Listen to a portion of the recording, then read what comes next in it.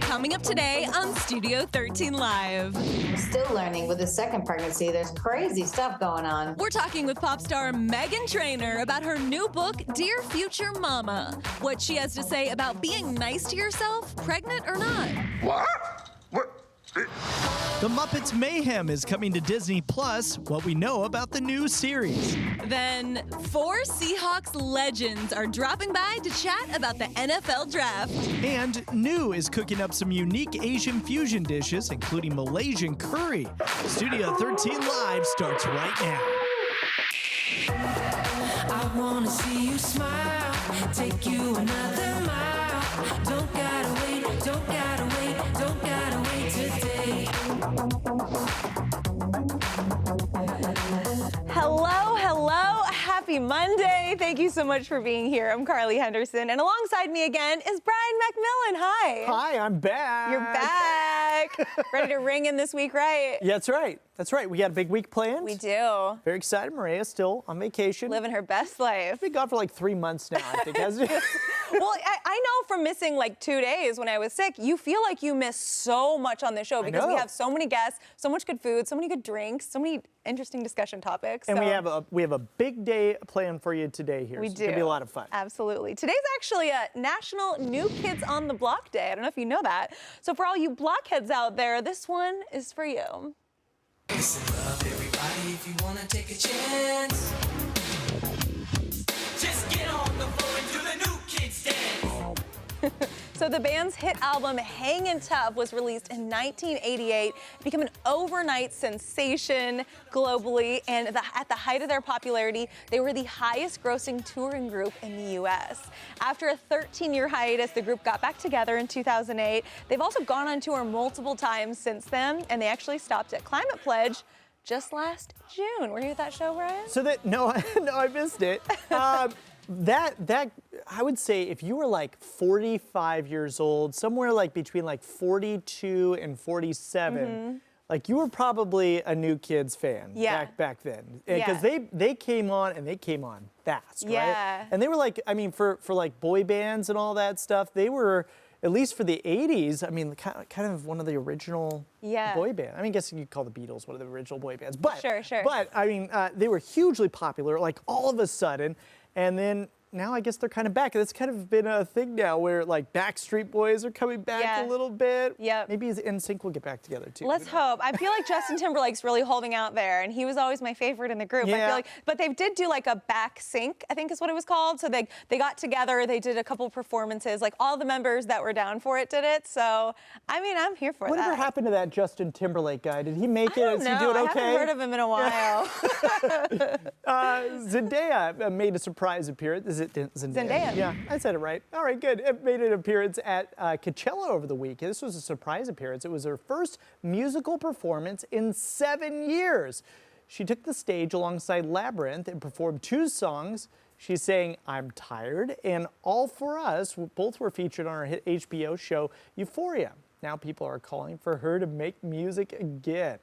Okay, I was living for these videos when they dropped this weekend. It was just such a surprise. Nobody has thought that she would do this. You know, she has put out tracks on the soundtrack, but you know, she's really the star as an actor on Euphoria. And man, it's been like 10 years since Replay came out. It was such like a pop hit. And we've just had it on Replay, yes, I remember right? that. Yeah, for of course. so long. And then she did say last year, like, my love is still there for music. I think she was kind of putting out the feelers, but showing up on stage on Coachella, I feel like this is a very good sign for everybody that wants Zendaya to put out more music. Well, and you know, you see a lot of artists do this, so they actually get into acting a little bit more, where they take a break from music and they do that for a while. And so who knows? I mean, I feel like if you're really good at something like music, and then you switch over, you're going to come back eventually. You have to, right? I mean, we've seen it with Haley Steinfeld. I think you know who balances it so perfectly? Lady Gaga. Absolutely, because she's such a fantastic actress, and she's had so many great roles. And you know, we're looking forward to so many more of her roles, but also like just as big of a pop star as she's ever been before too. Oh yeah. She just takes a little break, goes and does one thing, and then does Wouldn't the that other be again. nice? You know, just, right? I'll do whatever I Switches it want. up. People are going to love me no matter what. When you're good at everything, you can do it. Someone else who's good at everything, Lizzo. Lizzo fans are supporting her decision to bring drag queens on stage during her performance in Tennessee on Friday.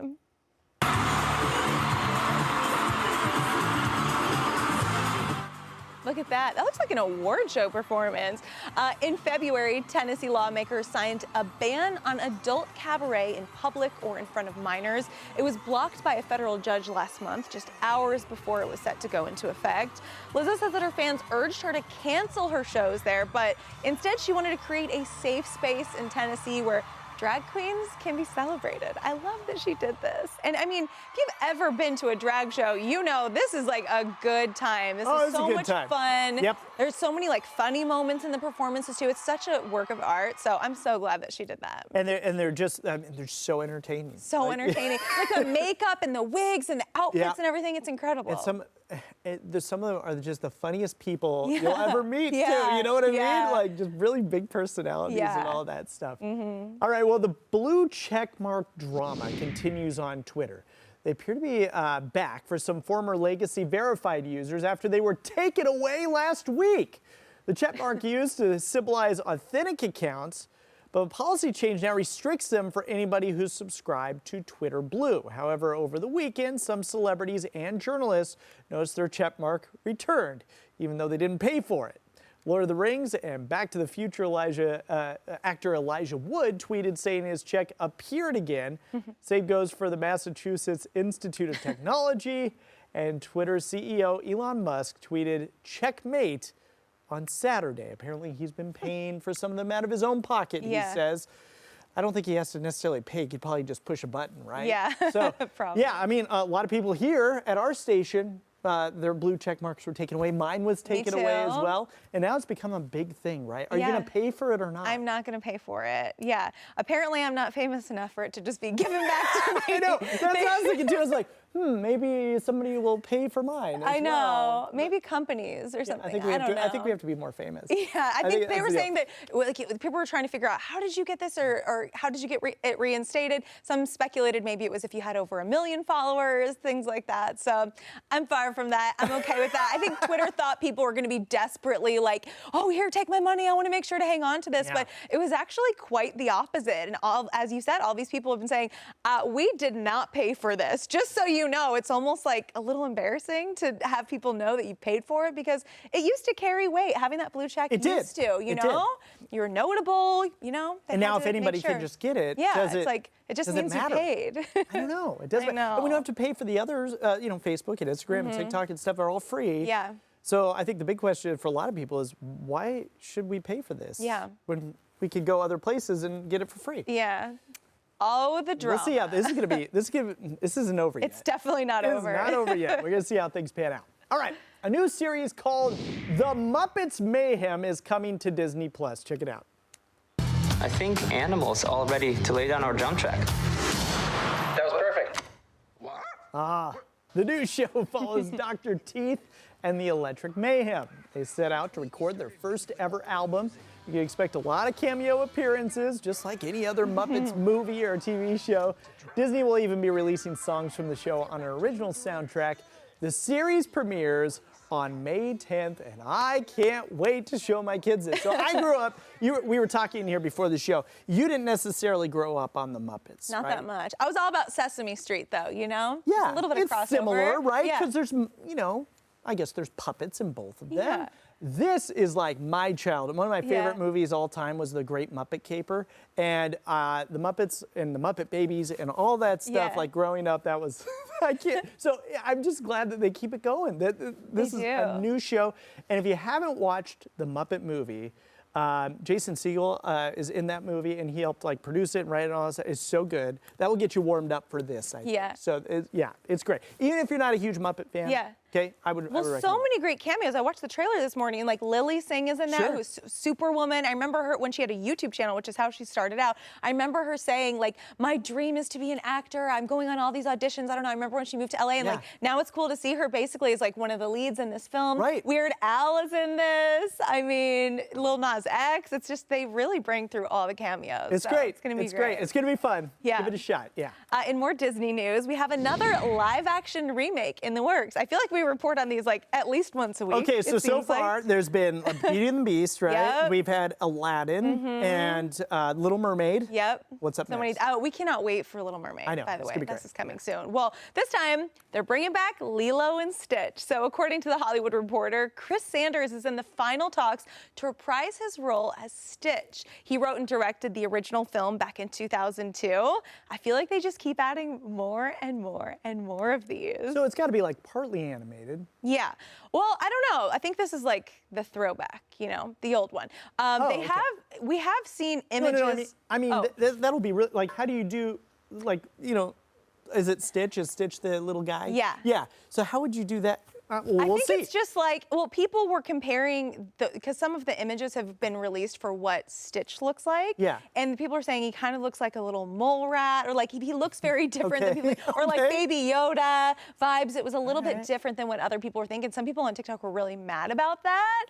And we know from the movie Sonic, when people were really upset about how Sonic looked, they changed it. They were like, we hear you, we want to make this really good, we might switch it up. So I'm kind of curious if they'll change it up with Stitch. Okay. We'll I'll see. give anything a shot. Yeah. It's interesting they keep doing this, because some of them are good. Yeah. Some of them are not so good. It is always, even if they're bad, it's kind of fun to watch anyway. Like Cinderella, I remember with Camila Cabello. Oh, yeah. Not that great of a movie, but it was entertaining. And it was like fun to see them, you know, do it. Just Sure. maybe not Maybe the one best time ever. you watch it. Yeah. Yeah. All right. Well, how many times can you wear your clothes without washing them? There's a big debate going viral on TikTok right now. A dermatologist says that there are things you should wash every time, like socks and underwear. That seems obvious, right? But things like pants, sweaters, and pajamas can be worn a couple of times. A couple? One cleaning expert says jeans can go 10 wears or more. Now we're talking between washes. What do you think? I definitely think, I mean, I will wear my jeans until they look dirty. I just don't think they get that dirty. Yeah. I mean, I would wear my jeans 25 times. to be Yeah, you honest. think so? Yeah. I usually, I wear them very often without washing until Yeah. like, you know, and I usually like smell them. I wouldn't, 25 is a lot, Carly. Well, that's basically like- a lifetime because I never wear jeans. Okay, so you wear That would them? go a really long time, yeah. Okay. But I mean, what about socks? Do you wash your socks every time after wearing them? Yes.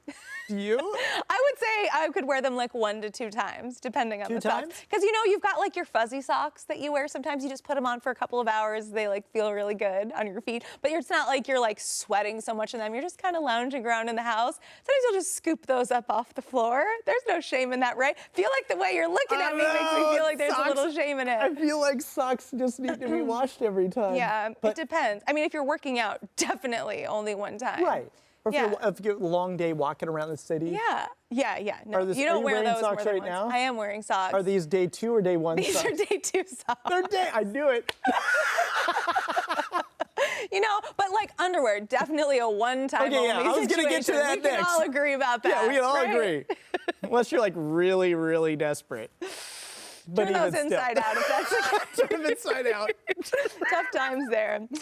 If you're going to speed down the highway at 135 miles per hour, being late for work is not going to be a good excuse. That's what a woman in Oklahoma told a state trooper after she was pulled over. She got multiple citations for going 135 in a 70 zone. Now, according to AAA, here are the top excuses that people use to try and get out of speeding tickets.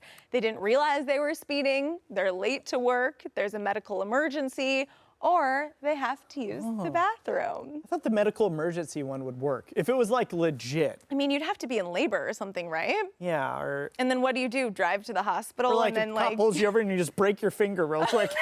you have to be desperate. You're really desperate. Yeah, I don't know. I got pulled over once when I was in college, and I remember when I get nervous, I smile, and I remember he was like, "Why are you smiling at me right now?" And I got a ticket. You got a ticket? Oh. Because it seemed like I was being like smug or something, but really I was just like my nervous habit. That's Do you hilarious. have any that work? Any excuses? Any or- excuse, I just am very apologetic. Yeah. And you know, it won't happen again. Yeah. Well, Use, that's you know, good. sir or ma'am and all that stuff. You just, like that. kill them with kindness. Yeah. Life It doesn't gets there. always That'll work. better. I got a ticket driving back from Pullman one time, and I thought for sure, because like when you go from Seattle to Pullman, there's a lot of like speed changes, and I got caught in one of these smaller counties out there, and those are the I ones that'll get thought you. I was gonna charm his pants off. He didn't care one bit, and I got myself a ticket. Oh man, that know. sucks. It did. In next time, just break your finger. Next time, breaking the finger. All right, still to come. It's time to check in with TMZ for our top entertainment headlines. We are learning why Morgan Wallen had to cancel a concert at the last minute. We'll be right back.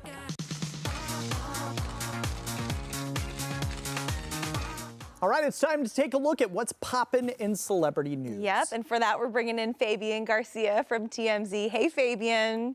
Hey, good morning, you guys. Thanks for having me back. Good to see ya. All right, so I hear that Pete Davidson is potentially facing criminal charges for crashing his car into someone's house. Fill us in on the latest with that. Yeah, you guys might remember this. The crash was about, I think, a month or two ago out here in Beverly Hills. He was with his girlfriend, Chase Sui Wonders, in Hawaii with her family, showing off a lot of PDA, and then they came right back to LA. He went to an award show that night, and then later that night, they were driving in a car of his, and apparently he was driving too fast. He was in a residential area of Beverly Hills, jumped the curb, ran into their lawn, and then kind of crashed into the side of their house. It didn't go through the wall or anything, but it did have some structural damage. Nobody was hurt, fortunately. He did knock out a fire hydrant and all that, and a lot of first responders had to come to the scene. It was quite a thing. We have photos and whatnot on our website. At the time, Pete Davidson was not cited by law enforcement or anybody. They kind of just cut him loose. Now, however, after Beverly Hills PD has wrapped its investigation, they've sent their findings to the LA District Attorney's Office, who normally handles felonies, but in Beverly Hills' case, they also handle misdemeanors. And the charge we're hearing that he may be slapped with is reckless driving. So we'll see soon enough whether Pete faces criminal charges here or not. Interesting. And singer Morgan Wallen had to cancel his concert in Mississippi last minute. It left country fans in tears down there. What happened? Yeah, this is a big deal. It's trending all over Twitter. People are pissed. And I think, in my opinion, rightly so. So he was performing at the University of Mississippi. He had openers. They were all performing. Everything seemed to be going according to plan. And apparently, literally minutes before he was supposed to go on stage, a big old sign popped up on the Jumbotron saying, "We're sorry, everybody. Morgan Wallen has lost his voice. He's unable to perform tonight. Please make your way to the exits. Refunds will be issued at the point of sale, et cetera, et cetera." And people are outraged. Morgan himself has, come on social media and apologized and backed up the notion that he did lose his voice, that he was trying to kind of get on stage, but it wasn't happening. Here's the thing. People are not buying what he's selling. There's a lot of theories floating around that maybe he was drunk or this and that. And part of the reason that drunk theory is kind of floating is because there's a viral TikTok that's making the rounds of a security guard that was apparently working this event claiming, "Oh yeah, I saw him backstage. He was really drunk, blah, blah, blah. I couldn't make it out." And look, I mean, Morgan Wallen likes to party. We all know that. I don't know there's any credence to the whole drunk theory, but in any case, people are still very angry and they're not buying his apology. Yeah, I mean, that's just so last minute, especially if openers have already gone on. Like, if it's a voice issue, what was he doing? Standing back there just steaming his voice, hoping it would come back in like 45 minutes? That's just not realistic. That's a good point, but also the drunk theory in that context also doesn't make sense, because if you had a bunch of openers and he was in fact, let's just say he was in fact drunk beyond his mind or whatever, you think that's enough time to actually get him ready and prepped and ready to perform? No. So neither one really makes sense, in my opinion. I think something else is amiss, but we're not quite sure what it is. And this isn't the first time. I mean, I remember the whole Saturday Night Live situation here with him as well. So he has a history of things like this, correct? Yeah, he's got a rocky history in general, the whole N-word controversy from about a year or two ago. So look, and the thing is, he's a very talented guy. People love Morgan Wallen. So the more goodwill he can garner with people, the better. And in this case, he kind of screwed the pooch, in my opinion. So we'll see. Definitely. Fabian Garcia, thank you so much for joining us today. Thanks, All right. Thanks for having me, you guys. Appreciate it. Still to come here on Studio 13 Live, we're checking in with singer-songwriter and now author Meghan Trainor. I got to talk to her all about her new book, Dear Future Mama, what she has to say about going through pregnancy and being nicer to yourself. We'll be right back. Meghan Trainor can do it all, can't she? She really Sing, can. write hit songs, by the way. Yep. And now she's entering the book game. Yeah, so her book, Dear Future Mama, it hits shelves tomorrow, and it was such a treat to chat with her all about it. Hey, Meghan, huge congrats to you and huge congrats on the book, Dear Future Mama. I feel like this is so necessary and important because from experience, unless you have like a best friend who's giving you the scoop about all this stuff, there is just so much that women do not talk about when it comes to pregnancy and childbirth, so I'm glad you're doing it. What was kind of the most shocking thing about parenthood or pregnancy that made you think like people don't talk about this enough? All of it, which is why I was like, I gotta say something, man. The more vulnerable and honest I am online, the more I see it helps people, and with my music. So this is just what I do. This was easy for me, and luckily I have the help of my doctors in this book, my dietitian who's in this book, my personal trainer, and I'm so fortunate that I get to work with these amazing women. So I wanted to spread their knowledge, and my husband's all up in this book, talking about how to be a good partner because he won. When it came to being a supportive partner during all of it. And yeah, I learned so much, and I'm still learning with the second pregnancy. There's crazy stuff going on that nobody talks about. And so I give all of it. It's very TMI. I couldn't figure out online. I Googled, why is breastfeeding so hard? I couldn't find real answers until I experienced it myself. So I get into full-blown details. So Grandma, you could skip that part, but it's great. Definitely. And, you know, I really appreciate you writing about body image in the book as well. And, like, I'll be honest, I've always struggled with my own body image. What's kind of been helpful for you? Do you, like, say affirmations, or is it a support system, or just, like, how you talk to yourself?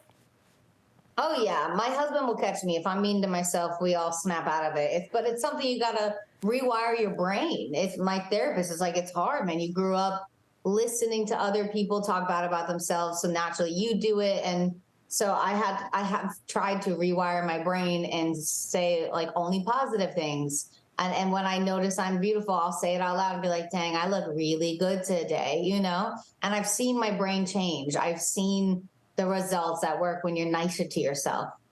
Because it is that thing where you're like, I'm my own bully, you know? Like imagine if I'm my own bestie instead. So I've been trying to do that. I talk about the book, how I was already struggling with body positivity, which the whole world knows about. But then I got new stretch marks all over my body with a C-section scar crossing them. So I would joke and be like, I look like a lawnmower went over me. But I've learned to love my body and get used to it and know like this is what gave me my beautiful boy, you know? I am your mother. You listen to me. You just I am fully obsessed with your Mother music video starring Kris Jenner, the one and only. And I saw like Kim and Chloe gave it some love too.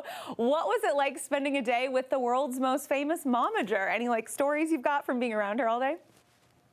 It was better than any Christmas I've ever had. It was better than, it was just like the highlight of my whole career for sure. And I kept trying to tell her that. And she was like, no. And I was like, no, you don't get it. This is the coolest day of my life.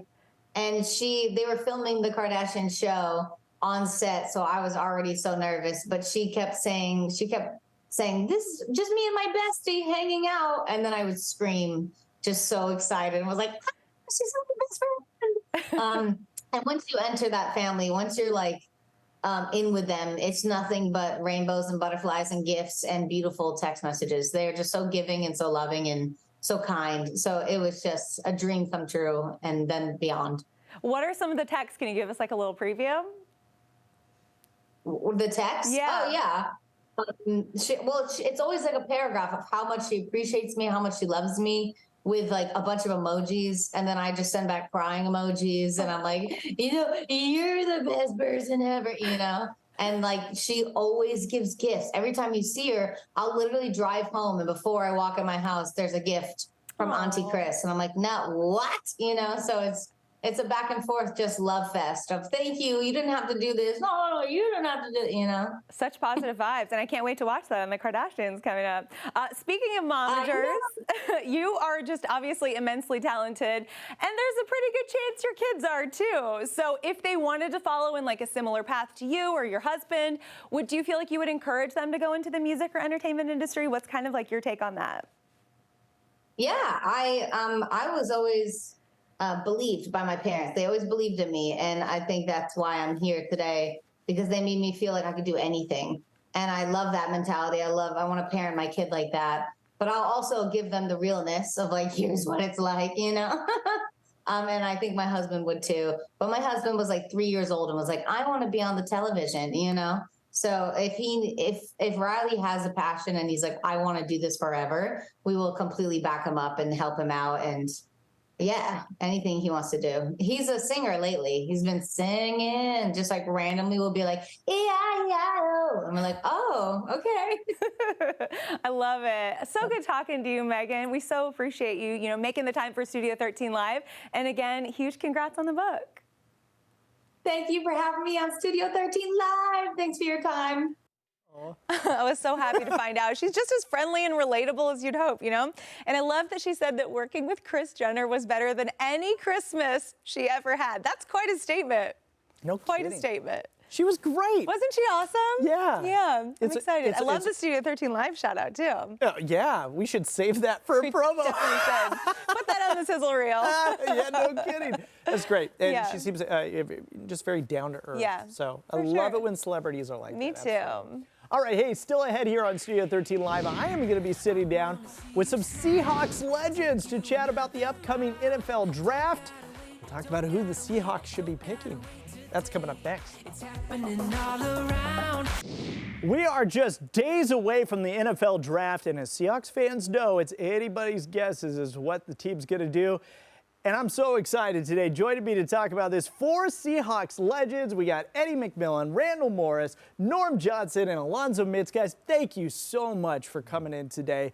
Let's start off with the obvious question here. There's a lot of speculation about what the Hawks are going to do. Are they going to take a quarterback at number 5? Are they going to take a defensive lineman or a defensive back? What do you guys think the Seahawks are going to do? What should they do here? I'll start first. Yeah. I think when Seattle was actually winning and they won the Super Bowl, our defense was great. I think that Jalen Carter kid out of Georgia, he's the one. All right. Yeah. So it's all defense. All right. What do you think? I concur with Randall. I think this team is just a few players away, but if we shore up the defense, get a couple of man-eaters there, Jalen Carter is a great guy. He made some mistakes, but he's just a kid. And we all know we were kids, we did stupid things. And it sort of reminds me of Warren Sapp, who went on to be an All-Pro and a Hall of Famer. This guy has that potential, and I think if we draft him, he will greatly improve the team. All right. Now, Geno Smith's betting on himself here with this new kind of team-friendly contract. We saw Russell Wilson, took a lot of money, and it kind of really hurt the salary cap situation. So we're all hoping that Geno has another great year like he does last year. But do you think it's important to draft another quarterback here this time around to you kind of have that next generation right behind him ready to go? I think personally, drafting another quarterback is going to give him a chance to grow through Geno, because I had a slogan for Geno: Geno can play, and he showed it. So I think for get a quarterback in here with him under tutelage under Geno, next few years, I think that's the way I would look at it. I want to make sure I get to this because you guys are going to be hosting a draft party here coming up. And Norm, can you tell us a little bit about what the game plan is for that? Well, there's an event out at the Clearwater Casino out in Paulsbo, I believe, is where it's at, out in Kitsap County, and it's there's so much excitement. There's going to be a lot of 12s showing up. There's going to be just so much energy because the Seahawks we've been talking about can do a number of things, and everybody's got their feelings on what we're going to do or what we should do or whatever. And there's a lot of diversity out there in what they're thinking, but there's going to be so much energy and so much anticipation. It's just going to be exciting. But we've got some current players that are coming out: Darrell Taylor and Alton Robinson and Kobe Parkinson.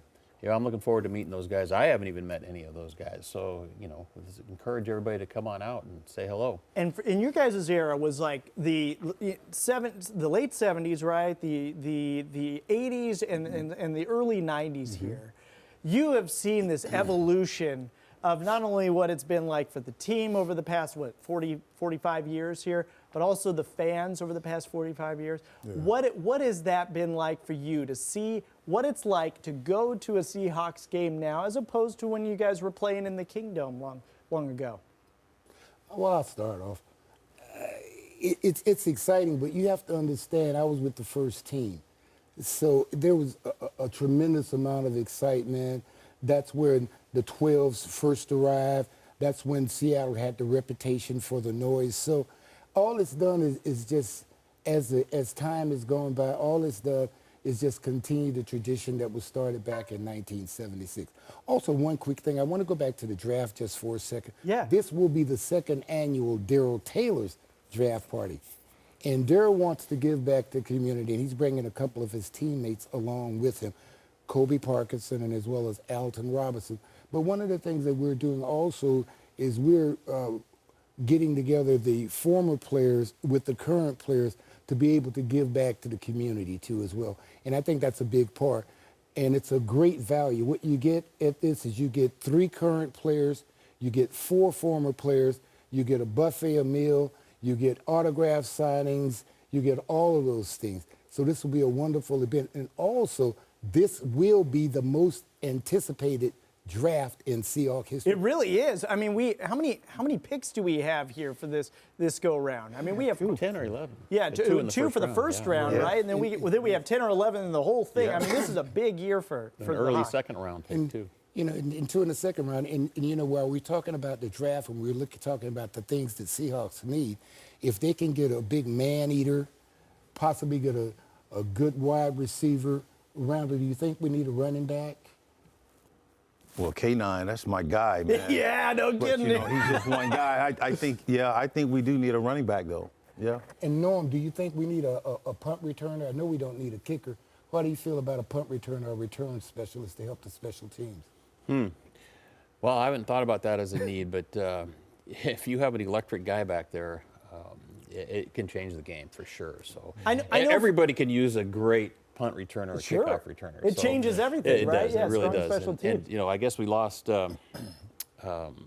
Travis Homer, who was one of those guys that would return some of the kicks too. So we could probably use that. I hadn't thought about that. And Norm, you got into the league undrafted. You 3 were drafted. What is that like when your name gets called in the NFL draft? What does that feel like? Being around your family, I would assume, and hearing your name. Well, you have to go generational. So since I'm the oldest, I'll go with my generation.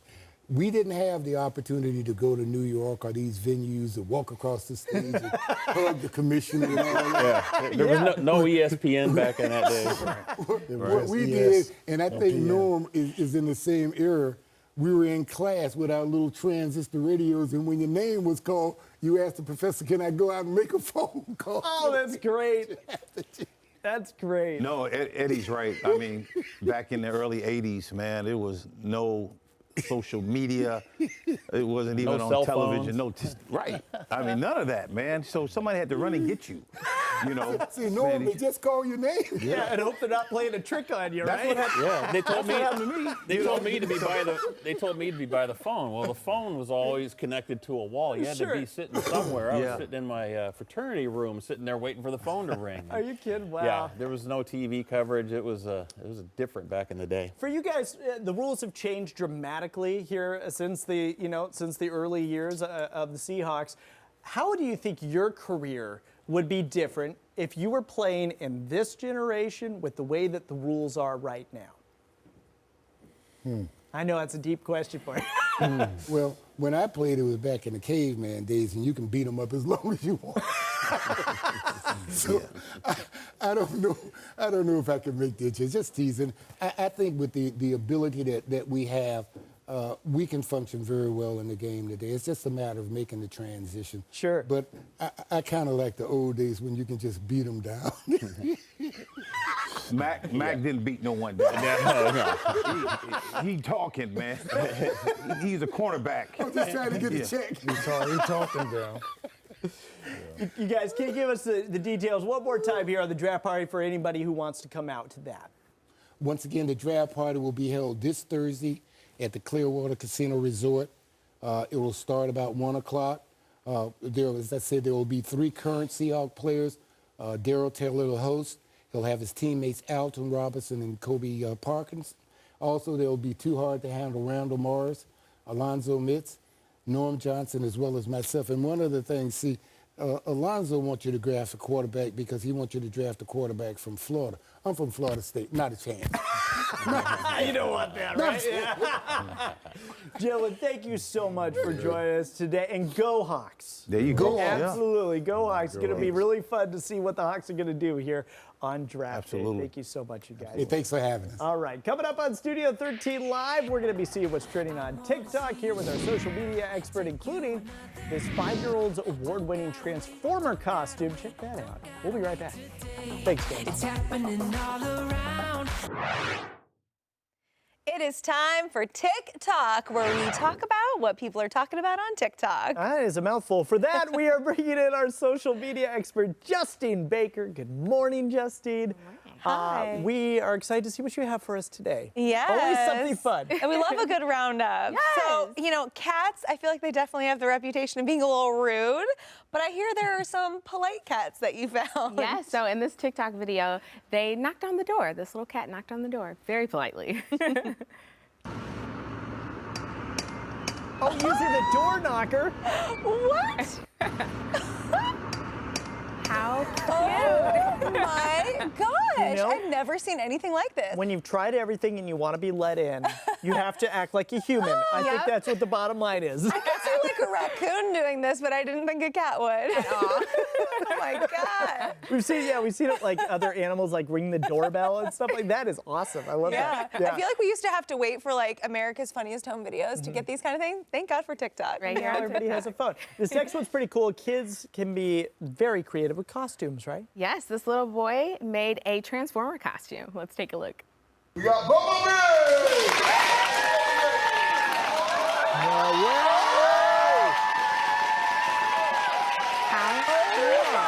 Gosh. This That- kid has the coolest parents ever. Right. That would win every costume contest, I feel like. That is so Yes. cool. That is so cool. Because it's like a live performance and a costume, you know? I'd be you that get costume the full every thing. year. Yeah. I want to make that for Halloween this year. That is so Seriously. cool. Okay, here there's also this trending filter that's going around on TikTok. Everybody's in on it. Tell us about that. Yes, everyone's using this filter, which makes you look a little bit older. Let's take a look. Oh, baby, I'm gonna love you forever. Okay. All right. Okay. All right, yeah. All right. I mean, that's good. I feel like yeah. she looks relatively the They same. both look really good. Yeah. They do. All right, now we were told like before the show, one of our producers was like, "Hey, we gotta take a picture of you two." So Carly and I took a picture Yeah. in Of the studio course. here and wanted to see what we would look like, right? Yeah, we'll see what you guys look like when you host the show in 2063. Let's take a look. Okay. All right, there we are. Here we are. You look great. You look so good. Kinda. Both of you do. Okay. I don't feel like it changed us that much. I definitely see a little more gray and a few more wrinkles for me. If this is 40 years into the future, I will take it. I absolutely will Not take too that. bad. Yeah, it's interesting how it changes your skin color a little bit too, right? It becomes a little more like A little bit like washed out. yeah, pasty. Yeah, I mean, whatever. We'll deal with it. Right. Justine, thank you so much. Always good to have you. All right, still ahead on Studio 13 Live, we are making delicious vegan curry dishes with new. Plus, hear all about how the owner's world travels inspired his culinary creations. Can't wait for this. Stick around. It is time for Emerald Eats, where we highlight amazing food in our area. And today we're joined by Chris Svetkovic. Did I say it right? You did. Yes, I got it. Yes, with new in Capitol Hill. Chris, welcome.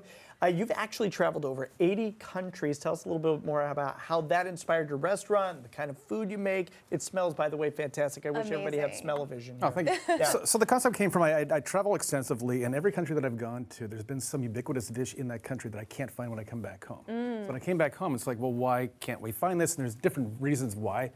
That is, sometimes it's the ingredients hard to find. Other times it's because the people who came over, the immigrants that came over, came from one region of the country that isn't making that dish there. And so my idea was to take those dishes that I love that I can find elsewhere, but I can't find back here in Seattle. Sounds like it was almost out of necessity. Yeah, it was, I can't wait to try some of your cooking. What are we making today? So today I'm doing a Malaysian chana. It's a chana dal. Okay. Chana is the dried garbanzo beans that have been split. And that's going to be done with a rudi kanai, which is a Indian-style flatbread. It smells so good. Yeah, it definitely does. And I mean, you know, you've taken. Is this taken just from one country or one region, or have you, with this particular dish, like you've said, kind of taken things from other dishes around the world? Oh, no. Nothing that we do is fusion. We try and stick as close to the original dish as possible from these things. But I do dishes from all, I mean, we can have this dish next to a Romanian dish, next to a Portuguese dish. I love that. Like it goes all over the place. So mix it up, absolutely. Now, you've been featured on the Travel Channel, Food Network, Cooking Channel, New York Magazine. A lot of things. That's pretty impressive. Tell us more about the way that recognition kind of means to you. It means that my crazy concept for a restaurant actually works. Because I mean, it's very different than other restaurants, and I wasn't sure if, when I did that, if people would say, well, you're a jack of all trades but a master of none. Like, how do you cook from all these different things? And in my opinion, cooking is kind of across the board. If you know how to cook, you can cook from any country. Yeah, totally. You learn the flavors, and you learn how to do it, and the techniques are the same. And it's kind of fun. Like, I'd get bored if I was cooking, like, say, French food. Yeah, I love French food. I absolutely love French food, but cooking that every day, I'd get absolutely bored. So. Yeah.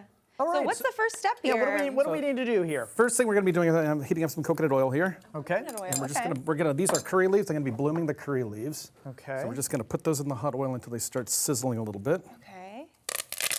I didn't know there was a curry leaf. I have to tell you that. Where do you find that? An international food store? Yeah, you'll find them in a place in Chinatown. One of my favorite places for this shop is, excuse me, let me turn this a little bit too hot. Not exactly as touchy as gas. You know? We're working with what we can here. Then I'm going to be adding the onions. Okay. And you guys sometimes I'll like double the amount of onions that I put in my food. I think it's so good. Makes everything taste so yummy. And Gonna add some star anise. Star anise. Oh, it really does look like a star, doesn't it? Yep. And I'm going to add some lime leaf. Lime leaf. And just get it all in there, right? Yep. Just mix it up. Yeah, exactly. And you guys put the recipe on your website, is that correct? Yes, we will. This is some palm sugar that I'm adding here. Okay. I'm just going to let those sizzle for a little bit. And over here, I'm going to be making the curry paste that we're going to be adding, which is going to be some coconut milk. Okay. Some Kashmiri chili powder. And just some paprika. Some cumin. I love that there's like 1,000 spices. Yeah, coriander. This is fantastic. Some fresh chopped garlic. Fresh chopped ginger. Black pepper. Now, in Malaysia, Singapore, you're going to find a lot of shrimp paste that you're going to typically add. But we're going to adding this to our dish actually today, and we're trying to keep it vegan. So we're going to be using miso, which is going to add that same umami and that saltiness to it that you want without making it non-vegan. And it would be shrimp paste? Shrimp paste, yeah, that's kind of a ubiquitous ingredient that they use in, in that region. Okay, great. We're just going to mix that up. So good. Where was your favorite place to travel, and what would you say, which country would you say surprised you the most with their food scene? You know, Portugal. Portugal actually surprised me. I knew the food was going to be good there, but what surprised me is how they kind of did what I do at the restaurant. They've taken a lot, I mean, they were a colonizer, and of course, and they took over a lot of countries and whatnot, but they were one of the few countries that took a lot of the ingredients back to Portugal versus just pushing Portuguese. That's why you have like the peri-peri chicken, which is the spice that they were learning down in Central Africa. And I was really impressed with the food. It seems to be a little bit more internationally flavored. You know, so a lot of the Chinese influence that you'll find even in like the traditional Portuguese dishes and whatnot. This is just absolutely smelling fantastic. Oh gosh, it really also does. at your restaurant, you have some drinks that are inspired by other countries around the world as well. Tell us We about your do. drink menu. So the drink menu, we're doing the same concept. We're using a lot of the liquors, a lot of the cordials, and a lot of the ingredients from other. Cocktail scene is a very American thing. I mean, it's cocktails like traditionally, like there's no like traditional Uruguayan cocktail. Oh, really? Yeah, a lot of it is like, but there are a lot of traditional alcohols coming from the different regions, you know, Yeah. typically made with cane and whatnot. Yeah. And then there's like flavor profiles. So we're having to invent a lot of those ourselves. There are a couple of cocktails that we do have on there, like our Limau Assembly, which is a non-alcoholic cocktail. And that is, again, that's a Malaysian. You'll find that Malaysia, Indonesia, Vietnam has a version of it. So it's going to be calamansi juice. So do you find instead of the cocktail scene I'm assuming in a lot of countries where they're drinking, are they having just like beer or wine, or are they Beer, having wine, just straight alcohol? and straight alcohol. Hard liquors. Okay. A lot of them are anise flavored. You know, Sure. Yeah. And a lot of them are just like sugar cane and whatnot. And you were featured on Food Network. Let's talk about that. What was that like? That was fun. You know, it was a little less cooking in that because we're cooking in the kitchen during service, so it's very difficult to do that. You have cameras all over the place, and the cameras aren't like this is a studio where things are set up to accommodate that. Yeah. But you're actually in your own kitchen. Then you have like dishwashers running around, and you have customers in there. But no, it's kind of fun. That's awesome. This is looking good. And where do you want to get this to where it's ready? So right now we're going to, this is going to be sitting here for about an hour. Oh, okay. Which I'm not going to make you do, so I have a prepared dish done. So here I'm adding a red lentil, and also this is the chana dal, which is a split chickpeas, dried chickpeas. And then I'm going to add quite a bit of coconut milk to this. Ooh. And get that going around. And then I have some hidden water here. I'm going to add that. Okay. Great. So we have about a minute here. So this would simmer here for about an hour. Yeah, bring that to a boil, and then. Can we try the finished product? Absolutely.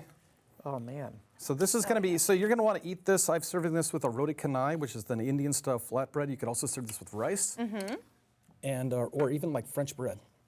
Oh, great. So dip Or the all of roti the in above, there. right? Exactly. And do I just dip it in here? Is that dip like, it in there, like or you tear can it up? spoon it? Yep. Okay. There we go. All right, here we go. And one for you. Okay, I can't wait. Okay. Thank you so much. I'm going in it with the bread. Oh, that's good. That is wow, that is really good. Oh my gosh, it's so good. I And love a traditionally, curry. it's not spicy, and I know you're not really into spice, but you can make it as hot as you want by just adding extra chili. Yeah. Oh, man. Well, this is going to be my lunch. This Chris, is- thank you so much. thank you guys. This is Yeah. awesome. So we'll have a link with more info on New up on our website, fox13seattle.com/studio13live. This is so good. Yeah, it is really good. Don't forget, if you have a restaurant or bar that you think we should feature on the show, let us know. You can head to Studio 13 Live at fox.com. See you tomorrow. See you tomorrow. Like sunshine through the clouds. I'm gonna make